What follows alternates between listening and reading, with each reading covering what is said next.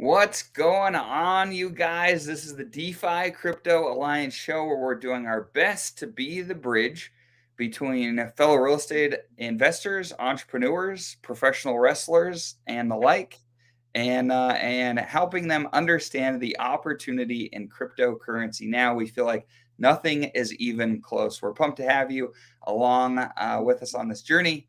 It's going to be wild next few years. So welcome. Corey, take it away.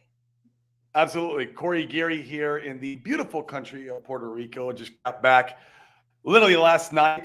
Just having a blast being on this journey with all of you guys. We always say, well, we're going to use the cryptocurrency asset class as a wealth creation tool and use real estate down the road as a wealth preservation tool. That way we don't go and lose all our money in the next bear run, and we can preserve some of that so we have some money to go back into the space when we're in the next bottom. So it's just been an absolute blast to be able to change the trajectory of what I feel like the greatest opportunity upon us right now to be able to change the trajectory of our family's life, yours life, our friends. And it's been just a blessing of a journey. Me and Dane, we just got back from a mastermind, a very heavy hitter mastermind. I mean, there was billionaires speaking on stage. Obviously, Hulk Hogan was there at the mastermind. That was an absolute blast. He was kind of the main event, if you will. But it was, I mean, even beyond Hulk, I mean, the amount of wealth in that room that me and Dane in is, I don't know if I've ever been in a room, Dane, with that much wealth in my life. It's and wild. It was just, I mean, people up there, a lot of events we go to, a lot of masterminds, people are talking about like, $1 million or maybe even $3 million a year being like the goal they're trying to achieve. And they're struggling. They have these roadblocks. I mean, these guys, I felt like $10 million a year was like the low end, like you were the pleb of the room if you were making $10 million a year. I mean, there was guys, $30 million, and they were like, if our next goal next year is 30 million, if we're chipping down the business and laying foundation now so we can line ourselves up for the year next, coming. And it was, man, and there was billions there, and it was just a phenomenal time. And got to meet Hulk Hogan, and I'll give you a little context and how this works. So I'm a walking billboard, as you guys notice. Like, I'm always like sponsoring and supporting what I love, believe in. And literally, you can see there, I have a Pulsechain shirt and a Pulsechain sweatpants on. And I was a walking billboard during the whole entire event. And even when I got to speak on stage for a little bit, I wore the big old red hex shirt. So I was constantly shilling, if you will. And that's what when we go to these real estate masterminds, and what we do is we onboard these real estate guys into our group, and then we teach them crypto, and then these guys got big real estate deals. And so it's a really nice synergy in a really beautiful community that me and Dane are creating. And we're doing it by going to these high level masterminds. But Hulk was there, and we got a chance to, take pictures, and some people we got to talk to him. And when I wanted to take a picture of it, he was curious about what I was wearing. And I explained to him, about Pulsechain, and he actually does a little bit of crypto. I don't get to the depths of like if he's, on centralized exchanges or if he's doing DeFi. I didn't have that much time, but he knew the fascinating part is he's heard of RH, which I think, like, if you're in the crypto space at all, even if you're a centralized exchange guy, you probably have heard now of RH and the SEC. It's kind of like, you guys remember the XRP. The only reason why so many people knew about XRP, in my opinion, and I could be wrong, is because of the SEC and the marketing they did for the XRP community. And we're starting to get the same amount of exposure now with RH in people who have never heard of him before now have heard of him. And so I explained for a quick second what Pulsechain was, and he's like, oh, I'm going to look into it. And like he was genuinely interested. Obviously, I didn't like sit down with him at that moment and like in walk him through on how to buy it. But I mean, he was genuinely interested, and there's a if you guys know anything about sales, and even Tommy's talked about this, it takes usually 3 touch points for someone to get generally interested in whether it's a product they use in their everyday life or an asset like something like Pulsechain. For example, if somebody was selling a brand new, let's say, competitor to Viagra, maybe they hear it on the radio and then like, whatever, they blow it off. Maybe they go over there, maybe a few weeks later, they go to their buddy's house and then their buddies tell them about it. And they're like, huh, that's odd. And then they blow it off, but it's in their subconscious. They've heard it. And then maybe they go on Twitter and they see an ad or maybe someone else talking about it. Well, they say on the 3rd touch point, that's when the person gets interested. They start going deep, doing due diligence, and whether it's assets you buy or stuff, but maybe I get to be Hulk's first touch point, and hopefully he keeps getting surrounded by our community, what we're all about, what we're trying to accomplish. And it would be a lot of fun. And maybe he comes back, and who knows? Right. My brother's here. And maybe he comes back to the family mastermind and does round 2. And maybe I can talk to him again about it. Maybe I could be his, who knows? This was a dream, speculation. We always speculate on this show. Nothing's ever advice. But maybe he'll get to come back and I get to be his second touch point. It can be a touch point. I don't know, right? But he was interested, and it was a lot of fun. And man, Dane, he's a really cool guy. We watched an interview. He sat down with the host of the mastermind for a good, I'd say hour, maybe an hour and a half. And he went in deep and interviewed. His real name is Terry. I think most of you guys probably know that. And he just seems to be such a gentle giant, a genuine human being.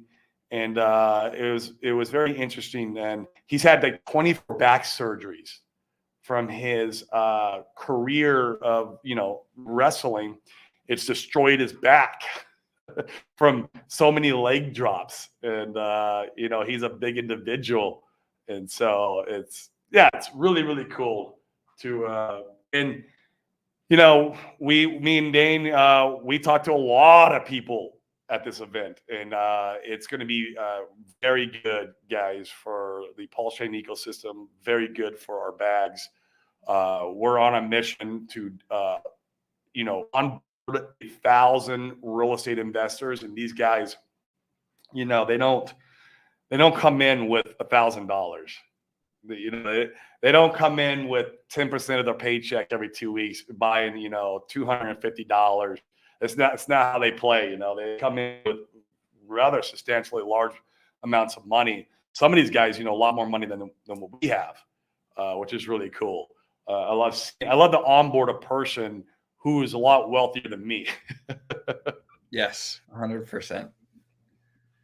I thought one of the interesting things that Hulk talked about, so his wrestling height when he was wrestling was 6'7", and now with all of the leg drops and things he did, jumping off the top of the ropes, landed on his tailbone on these guys, you see not only the back surgeries, but his back has been compressed. And how tall would you say he was at this point, Corey? How tall are you? You're like 6'1", maybe? I'm just right shy of 6. Okay. So it's 6 to, for easy math, I'm sure. And yeah, you can see he's there, like Hulk is what, 6'2", 6'3", maybe in this picture. So he's lost inches, right?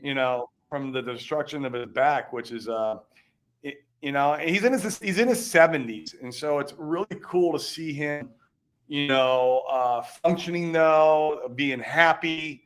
even though he's, a lot of pain. But he was talking about on stage, one of the things he touched about is that back when he was like the big superstar, which was, the 80s, 90s, is when he really ruled the WFF or there's the WFF WWF, right? wrestling, WWF. There was WWF and WWE, I think it was. They changed it to the World Wrestling Entertainment. No, it was WWF and NWO. Well, yeah, but then WWF changed its name to WWE, WWE. right? So, yeah, he was talking about like in his days that everyone he wrestled with, like King Kong Bundy, Andre the Giant, Macho Man, all the other superstars that were emerging with him and rocked the stage, if you will, wrestling. They're all passed away. There's none of them that are around. He's one of the few that's still around, and he's in his mid-70s, and he's still a bulky guy. He's got a lot of muscle mass. He's still. I was really surprised when we put our arm around him to take a picture. Man, I was like, geez, there's still some significant mass going on here. That was interesting. Yeah. So it's he's a good, really cool, and it pays to be a walking billboard. I was a walking billboard that day. In fact, if you guys want to go into the comments, if you feel like this would be useful, feel free to go into the comments of Corey's post here and tag the Hulk and say something positive about how we're here to help him if he wants to dive into Pulsechain more or something like that. I think it's a reasonable idea. Yeah, what does Randy say? I remember when Hulk Hogan joined us on Google Plus back in the day. Very cool. Really, really cool. Really cool. Yeah, he's done some crypto stuff. I said I didn't get too deep in the weeds on like if he's DeFi proficient or anything, but yeah, he's done some crypto stuff and he's in a lot of assets. Come to find out, he owns multiple business. He owns a business, guys, with Mike Tyson. How cool is that? How cool is that? He's got a business with Mike Tyson. This guy he's living such a cool life. Yeah, he's got a lot of things going on. It was really impressive, and you kind of hit on it already, Corey. But man, a lot of these guys, you go throughout your whole life, everybody telling you how cool you are. He can, it can be, people like this can have a big ego, and he's just the coolest guy, super friendly, really like that. Yep. Yeah, I think he does still live in Tampa, isn't that right, Corey? Yeah, yep. He lives there in Florida. I think it is in Tampa. Yeah. He's owned like restaurants there, gyms, like just he's an entrepreneur, which is really cool. We resonate, with these kind of people. So yeah, Clearwater. Maybe that's it. Yeah, I think you're right. Yeah, that's right. You're right about that. Yeah, next to Tampa. I think that's right. Yeah. So maybe we'll see him again because this particular event that we can then go to, it's once a quarter, and it's always in Tampa. Some of the masterminds we are in, they travel around. They're in different parts of the United States, sometimes outside the United States. But this particular one is always in Tampa. And so maybe it's a high probability to see him again. I don't know. Yeah. That'll be interesting. One of the things you guys have probably seen the videos going around Twitter, just like we have, but man, the SEC and Gary Gensler is absolutely under fire. Yes. So if you haven't seen it, just go in there. You can, type in SEC and you'll see I think it's Congress, right? That's talking to him and telling him that essentially he's not willing to answer any of their questions. And they're going so far as to saying that they've been investigating Gary Gensler. They've been investigating how the SEC operates, and the only information that the SEC has sent back has essentially been public-facing information that anybody can come and find. And they seem like they are freaking done with it. And so they've talked about suing Gary and suing the SEC to get the information that they're after and that they're seeking. And give me your feedback on this, Corey. To me, it feels like it's a bunch of like musical chairs being played where Gary's trying to stall for things. It feels like Richard's trying to stall. Right. Who They're playing. who can outstall the other is what I'm wondering. And frankly, I think that more and more it points to the idea. I think that I like the stall tactics. If you could get yourself to a place where Gary Gensler looks worse and potentially is even gone before your case is potentially looked at and heard, I think it's a big deal. Yeah, I agree. They seem like they're playing the same game, but I think he's playing more.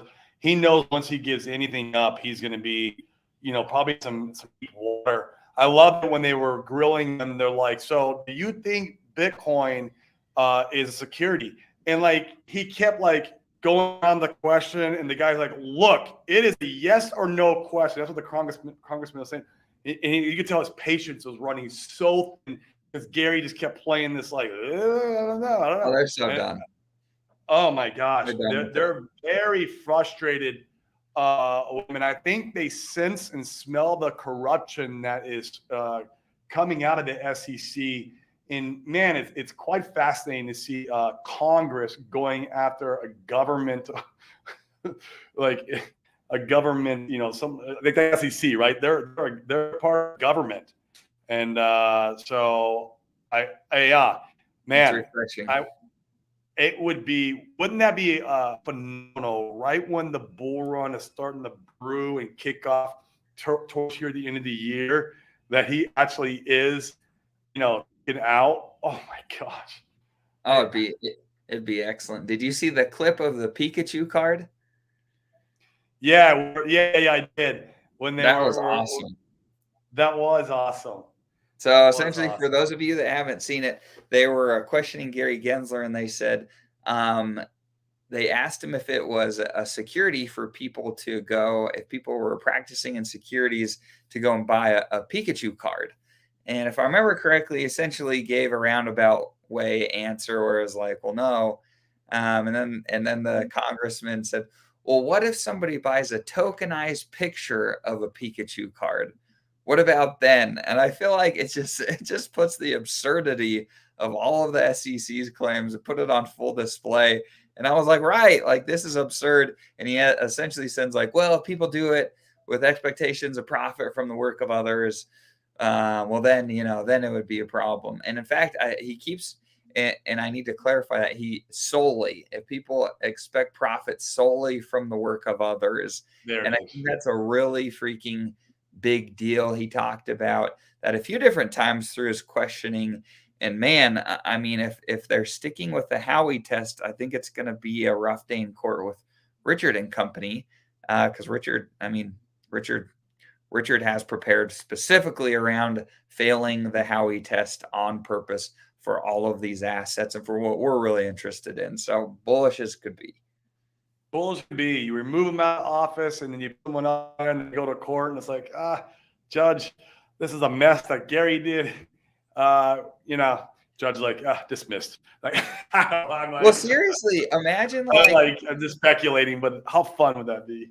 But imagine being the judge, like the judges have to be seeing a lot of this. They have to be hearing the same things we are in a lot of respects. You know what I mean? Even if it's a general overview of like the SEC has been, I mean, they know because they're the ones trying the case. The SEC keeps bringing cases against crypto people. And it kind of turns into this, maybe Sami said this, but it's like a boy who cried wolf thing. If they keep doing this over and over and over, your expectation is that they're wrong over and over and over again. And I would argue that you're more and more likely to, to make quick work of these cases because you're like, you guys haven't been right yet.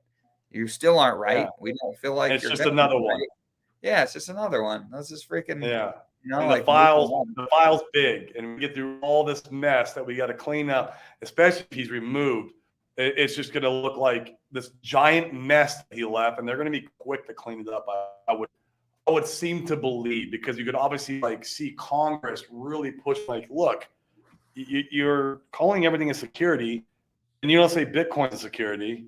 Like what? Like what's wrong with you? And where were you with FTX? I know they're investigating him on that. Like part of the part that they're prying in, they want information from him for, is the FTX stuff.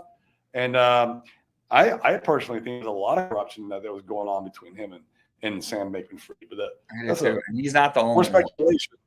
Yeah, I Like that mean rabbit hole runs deep.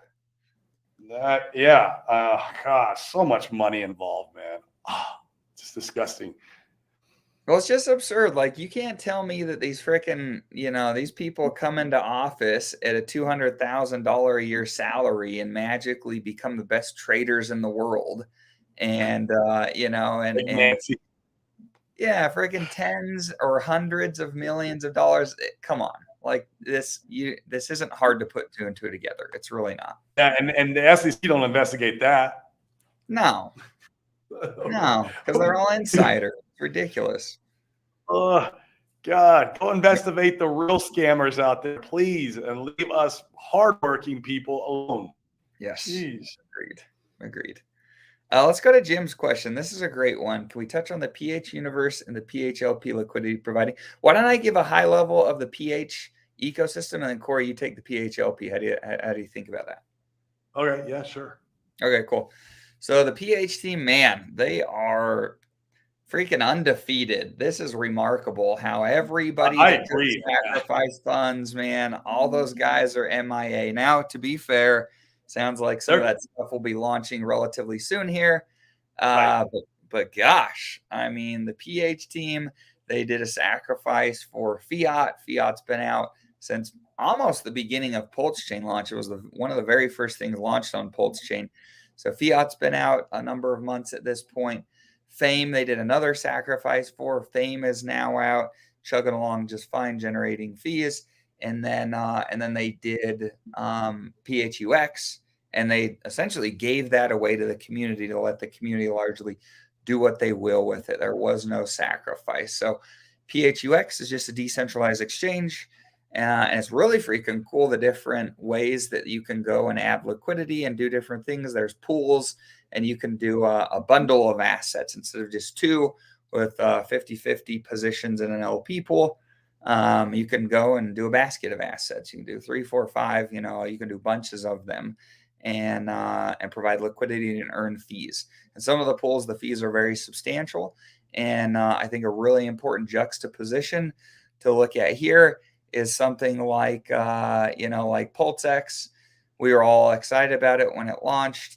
The incentive token over there is just called Ink, and Ink has done nothing but absolutely get obliterated when it comes to the price chart. People do not care about holding that thing nor holding the price up. Whereas with PHUX, that people don't seem to want to sell it that much. The price has been relatively stable and holding up infinitely better than the incentive token for Pulsex. So that's PHUX, where people can come and buy and trade and swap and provide liquidity. Then you have Fiat, which is kind of like a DeFi bank, where you can come, you can take your assets, you can borrow against them. Now, make sure that with any of this stuff, you're being wise. If you're going to press a bunch of buttons and do some of these things, just make sure you're really wise about doing it. There's health factor and things like that to manage, to make sure that your positions aren't liquidated if you're borrowing. If I'm not mistaken, I don't think Corey is. I'm not borrowing against my crypto right now, just because it's not something that I want to manage, and I feel fine about just sitting tight and holding what I've got. Yeah. And then the third is Fame, which is cool. I like Fame. Me too. Fame is cool. So you can go in, it's a leverage trading platform. And, you can run the slider up. You can go and go long or short on positions. They track the wallets of who's performing the best. You can see the profit and loss statements for traders. And you can use all that data to go and determine if you may want to consider providing liquidity on Fame. So 3 projects that are really cool. Full disclosure, they are very powerful tools. If you don't know what you're doing and you're pressing a bunch of buttons on Fame and Fiat, you could lose your stack. So I'd be really, exercise a lot of caution with how you utilize those. We are very excited for Fiat and Fame, particularly me and Corey, because you can go and you can stake your tokens on those platforms and earn fees from the platform for just staking without risk of getting liquidated, without risk of impermanent loss. If you are just staking those tokens. Now, there's some other cool things going on with PHLP. We'll let Corey take that one. Yeah, so PHLP, man, this is a fascinating token because it's just your representation into the liquidity pool inside Fame. But unlike other liquidity pools, like on PHUX, even though PHUX the permanent loss is very little because that's the way they have the ratio set. But like in other dexes, you can have substantial permanent loss in the 50 pools. PHLP, you're not going to get permanent loss because the market trading against one or the other, but you could get it from the traders beating you. So what you are is you're putting the liquidity up for the traders to trade against. This is where the money is coming from when they take a win. Or when they take an L and they lose and get liquidated, that money is paid to only the PHLP liquidity providers, which it should, right? Because they're the ones taking the risk. They're taking all the risk. And so they should be accommodated for that when someone loses. So it's really an awesome token, in my opinion, because now you have a basket of assets. You have same kind of concept going on over in PHUX, where you've kind of an index of assets, but now you're getting the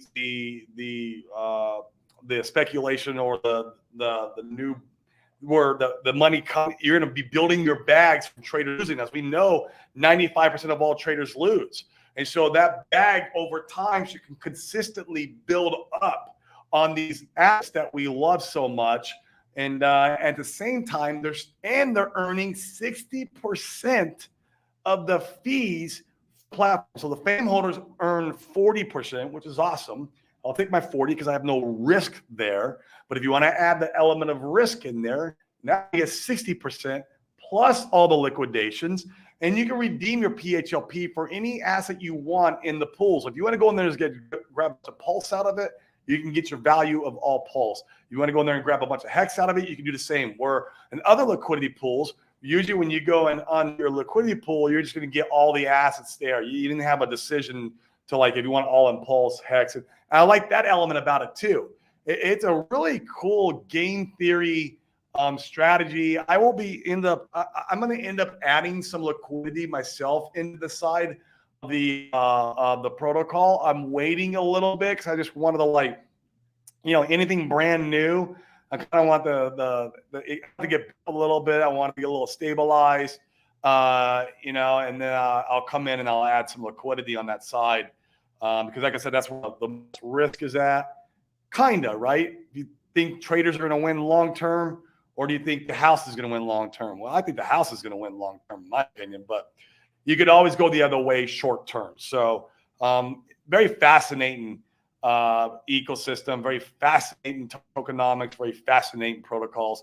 And another thing I want to touch on is these protocols, especially like Fame, which I think will really get it'll be in the spotlight for a while. And I think it'll kind of be the darling of the three. I could be wrong, that's speculation. But what I like is that they launched at a fairly low market cap.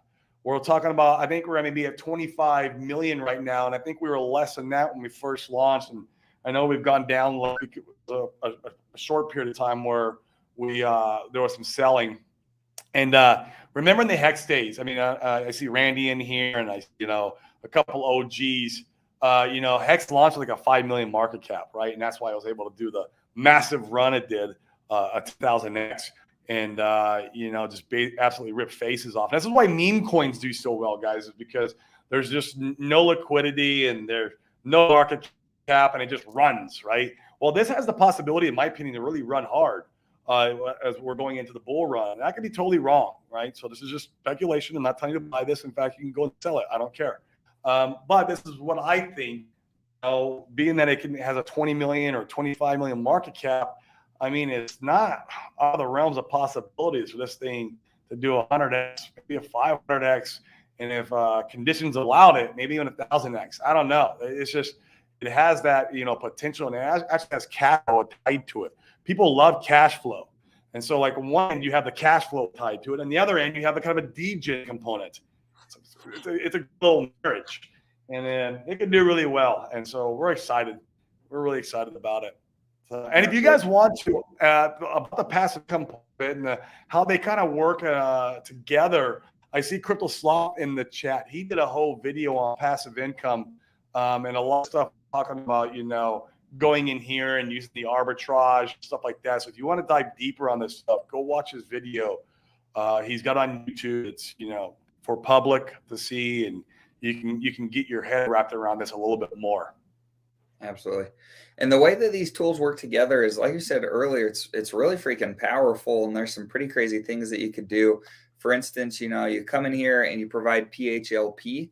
And if you are, in fact, I'll help you through some of these tools. So if you're considering coming in here and providing PHLP, which once again is the liquidity that allows the traders to go short and long, one of the things that you want to be paying very close attention to, if we come up here, I think it's in stats. Let's go see. Let me have this page load and we'll double check. But it's cool because you can come in here. It is. Let me go ahead and share this one. So you could come in here and specifically in this instance, I want to look at the P&L for the traders.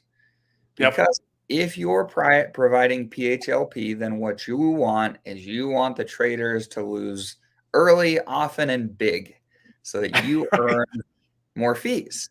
And specifically, the PHLP holders exclusively are the ones that benefit when traders are liquidated. They're the ones that get the liquidations. And so, this is the trader's net P&L right here. You can see it's primarily been red.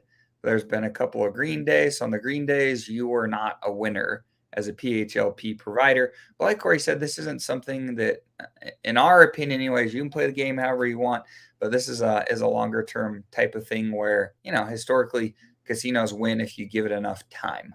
So pretty cool. This is what I would be, one of the things I'd be paying attention to if I was providing PHLP. And if you want to print money on your money, you could even go over to PHUX. Oh yeah, they opened the pool now for the PHLP. Yeah. So there's this money on top of money. It's only in crypto, guys. This is why I'm here. So they have this pool they're calling 4G here that is half PHLP and then other PH tokens. So Fame, FUX, and Fiat, it's all here. You can come and provide liquidity here, and the APRs are, maybe I didn't update this. Let me refresh this. Let's make sure we got the right APRs. But you can come in and essentially not only earn the fees from the trading, but you can earn the fees on PHUX from providing liquidity. So really cool how all of these tools work together. And I think particularly once there's some more volume, I'm really excited about the upside of all the PH stuff. There we go. That's better. So you can see the APRs in this pool are really strong. I'll give you another little speculation here, and I could be wrong. I'm wrong all the time. But PHLP providers, I would be willing to bet Buck likes to reward people who participate in his protocols. He loves to reward, especially the people who support and kind of like add liquidity and hold the protocol together. That's the PHLP. If you think about it, is you have to have it. It is the backbone of the game. And so it wouldn't surprise me if we got a nice reward in PHUX in the future as an airdrop. And we'll see that. And I could be totally wrong. He might not do it, but that's something I think I might speculate on. So. Yes, there's something to be said about considering staking your PH assets. If you have them, if you like them, if you want to hold them, there could be continued benefits moving forward. So we'll see. He don't like sellers. We saw that with Fiat. He doesn't like sellers. He doesn't like. He wants everyone to, he wants to reward people who are doing, good actors in his ecosystem. And it's been a blast, man. I mean, like you said, man, he's not only delivered the most blue chip of assets that big money is going to be attracted to. I mean, stuff that's done phenomenal on Ethereum, just phenomenal. And they are working perfectly, in my opinion. I love to see what they're doing. But now that then he was like first to market beyond all these other guys. And he was the first one out, and he didn't even care about the Oracle. He's like, whatever, I'm just going to tie my price to Pulsechain and Fox, and we're going to go. Like, he didn't care about the Oracles. Like, and maybe he'll use it in the future. And they talked about maybe they'll die when it comes and whatever. But they didn't care, man. They went ahead and just launched. It was great. It was great. Well, and did you know, Corey, you probably heard this, they built their own Oracle in the back end that they're using, which is cool. Yeah. Okay. That's really cool. I mean, So another take that I've been thinking about. So when we go and speak at these masterminds, it's always fun to talk to the audience members afterwards to see the stories, to see where sentiment is, to see what people are doing. We had a guy come up and talk to us after, and he's got a Discord group of, what did he say, Corey? It was a pretty good chunk. It's like 15,000 people. Something like that. Yeah. Something like that. It's like 15 to 25,000 people. And he wanted to talk. He loves the DGen stuff. So we wanted to talk all about that. And we did. We talked about that for a little bit. And he said, what do you guys like? And Corey explained how, we like Pulsechain. We like the stuff built over there. And we said, have you heard of it? And he's like, yeah, I've got, he's got a little bit of Pulse. He's got a little bit of PulseX. But he's focused elsewhere right now. And we asked him about some of the new things that are launching, if he's heard of them, if he's participating in the memes over here. And he just hadn't heard about it. He wasn't aware. And so it's our job to talk about the things that are going on Pulsechain. When there's charts that are popping off, even if it's not something that you hold, I think it's important that we talk about it. I think it's important that we're hashtagging other communities so that they can see what's going on. The first rule of marketing is if nobody knows you have something to come and utilize and to buy, nobody will freaking come and utilize it or buy it. And so talk about the things that you like. We're doing our best to spread the word. We all have a role in that. And if we do just a little bit of effort on that end, I think next year could be wild. I really do. Agreed, 100%. Like, I love that you said. I want to reiterate, even if you don't like it and you don't participate in it, it's still go point to it. It reminds me of the meme where the two guys are like with the mouth open. It's just like the cartoon meme, and they're pointing to a green candle. Like, it's okay to do that, even if you're not in the protocol. Like, that's okay. Show that we have activity over here. Show that there's money over here. Show that we have this amazing chain with all these protocols and meme coins and whatever else fits your fancy. We got something for everybody. That's what we're doing. And we want to keep onboarding into the ecosystem because overall it's good for everyone's bags, no matter what you hold. Absolutely. Now, another thing I've been thinking about, what are your thoughts on this, Corey? So Hex launched, if I'm not mistaken, right at about 6 months before the Bitcoin halving, the last market cycle.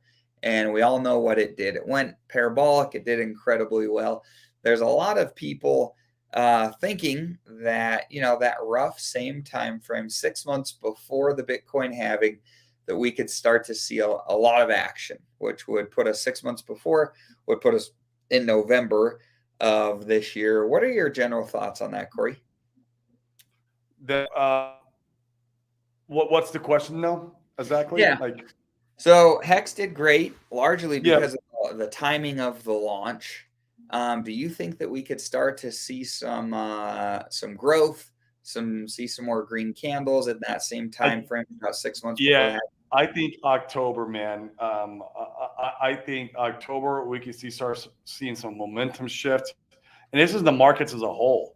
I don't think the SEC in the news is going to hold us down the way everyone is thinking. And the reason why I say that is because of past performance of other protocols like the XRP.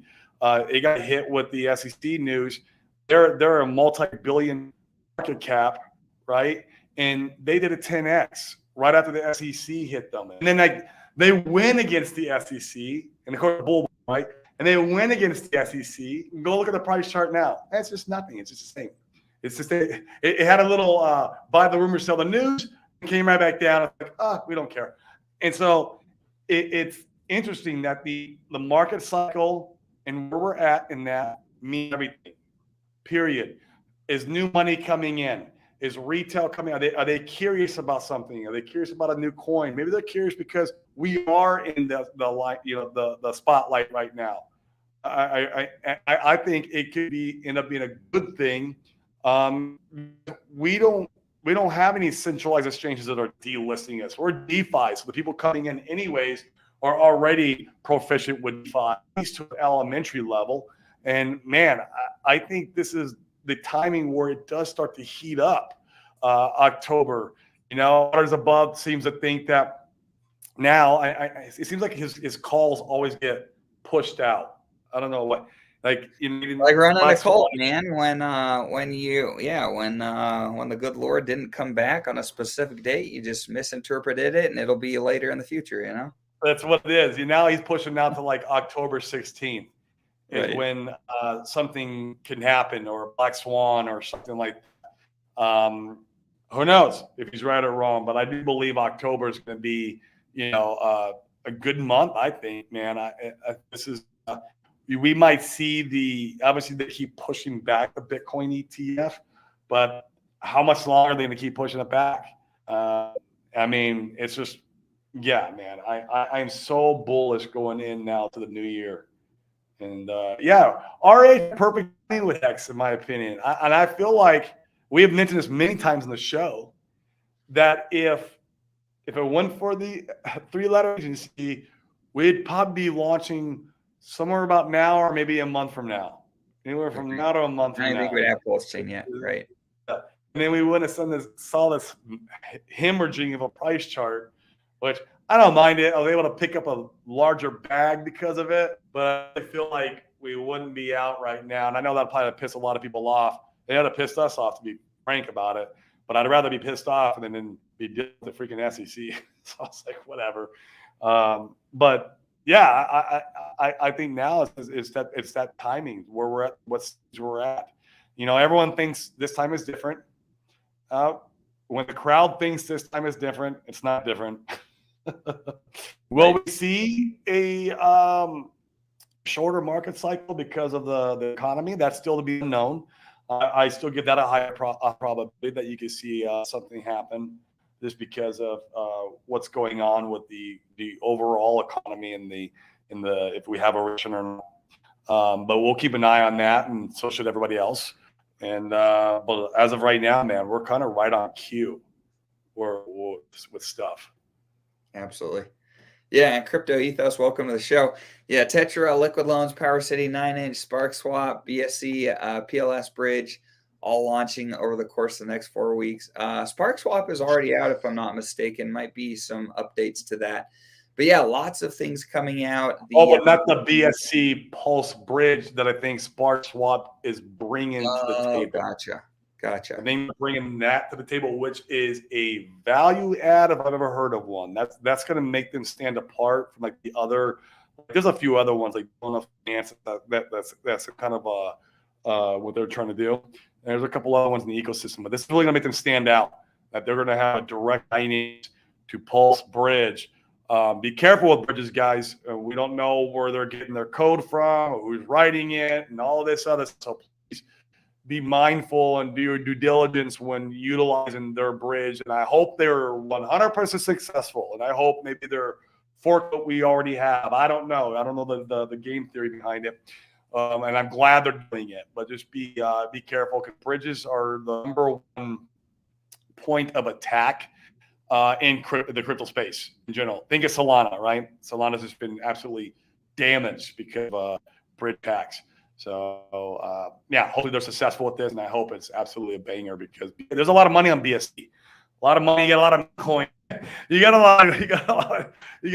lot of shit coinery over there that might want to come over and play some games when easy, like when stuff like Pulse Pot launches and all these other meme coins. And so and that's probably why they're doing it, because they're more like the meme coinish, Spark Spot, they're big into the high API yields. They even have some single-sided staking going on, and they're like, well, let's bridge right to the DJing community there is in crypto, and that is BSC, and they're tapping right into that, and maybe they'll bring over some of that liquidity, and good for them.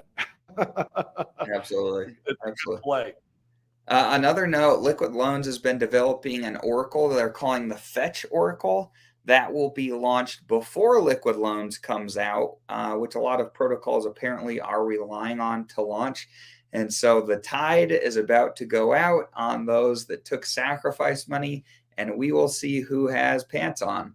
It'll be a lot of fun. There will be no excuses not to launch anymore once some of that stuff is out, and we're here over the next few months. So it'll be cool. Really exciting to see that. It also sounds like Gerardo with why am I blanking? What's his called? Mintra. Yep. Yeah. Mintra. Sounds like they're working on some final testnet updates and pushes before mainnet. So a lot of this stuff that took big sacrifice money sounds like should be here relatively soon over the next few months. So a lot of things that are exciting to look for. In fact, we'll talk more about this and how you might be able to benefit from it tomorrow. So make sure to join us on the open mic show. That'll be cool. That will be cool.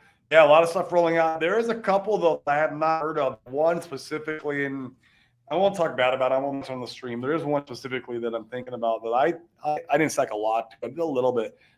I heard peep from them, not one peep, and like maybe they're waiting for the Oracle. But I will start talking about them if the Oracle comes out, and then like we go into October, get towards the end of October, and we're still not hearing nothing. Shit, I'll throw them under the bus. I'll give them a little bit more time. But I did a little bit. I'm glad I didn't do a lot. And I expected that, man. Like I participated in a lot of sacrifices, probably more than I should have. It's kind of degenning in a little bit. And I expected that maybe one or two of them would probably not launch, or maybe, wouldn't do well. They launched and the code's broken. You can see that happening. I don't know, but that's just part of the gameplay. Yeah, good point. Good question here, Jim. So there's been a few different PHUX airdrops. One of the airdrops went to the holders of eFiat that got their eFiat and held it. So there was a real significant airdrop for those guys. There was an airdrop. I think, did some of the original fiat sacrificers get a little bit of PHUX, Corey? Yeah, they did. And fame. They gave the fame guys early and late some PHUX. And he stopped doing airdrops there for a minute when the SEC stuff came out, except for if you got your fiat. If you sacked for fiat and you got fiat and you went and staked it, there was a PHUX given to the fiat stakers to kind of bootstrap the ecosystem. So, and to me, I consider that an airdrop because if you went and staked and you got your share of that, that's an airdrop. It might not be a lot of money. It's a little bit. And so that's the last kind of airdrop we got. And then they have a lot more planned. I know that, and I think Buck was going to wait for a little bit of stability, and I think he's confident now. He's okay now. That's why he launched Fame this last weekend. And he also, I know that he mentioned it that they're looking. They wanted to have all hands on deck for Fiat and for Fame to get those all launched. Make sure they're working well. A lot of work, man. A lot of work, and then they'll. And they only have two devs. They got Dev 1 and Dev 2. It's wild. Like what? These guys are like. They're superhuman. Yeah. I mean, where do you get guys? Holy crap, man. Mm-hmm. So they said now that those have launched, they should be doing more airdrops in the near future. So once again, Buck wants to incentivize people that support his products, whatever that may mean to you. You might want to signify your support, whether that be LPing on FUX, whether that be staking your Fame or your fiat. Those may be things to consider in order to qualify for the airdrop. We never know who he's going to necessarily give it to, and he does that on purpose, so you can't game it. So you've got to try to figure out where you think it's likely that he'll incentivize good behavior, and then do that behavior. Absolutely. Red Squirrel said Spark Swap guys from BSC. Okay, that makes sense now. That does. Cool. They come from the world. They're coming from, so they want to. That's good for them. Man, that is so bullish to me. They're coming over here, building something out, and then they're gonna put a bridge in between where they came from, like that's their home, right? They're coming over to Pulsechain, they're visiting, and they want to make sure they can go before. Man, that's amazing. It's amazing. Yeah, agreed. People are building. The stuff is coming. Yeah. You build in the bear market. I think once things start to pop off here, ideally this year, I'm hoping between for the last quarter of this year, see a lot more activity, a lot more stuff launching, and yeah, ideally price up with more activity. So we should have a happy Christmas. I'm hopeful. Hopefully this will be a good Christmas crypto-wise. The last few have sucked. Oh, God. Yeah. No bueno Christmas on that one. Cool, guys. Anything else you want to cover today, Corey? That's all. I mean, come on tomorrow, guys. We love the open mic show. I know we missed you guys last week. Sorry about that. We just me and Dane with all the traveling and everything going on. It was, it's really hard to do the show when we're on the road, and we're going to continue doing so. Like literally, our purpose when we go to these events is onboarding. That is our number one purpose. I mean, we did learn some stuff at this last event, good business stuff. These guys are just killers in the room. So we're going to keep onboarding as we're moving along here, and we have I think we even have 3 or 4 more events to go to this year, which is super fun. I'm excited. So come on tomorrow and let's wrap. We could talk about Hulk Hogan if you want. He's an odd dude. Yeah, man, it's exciting times, guys. So God bless, and we'll see you tomorrow. Sound good, guys. See you tomorrow. Peace.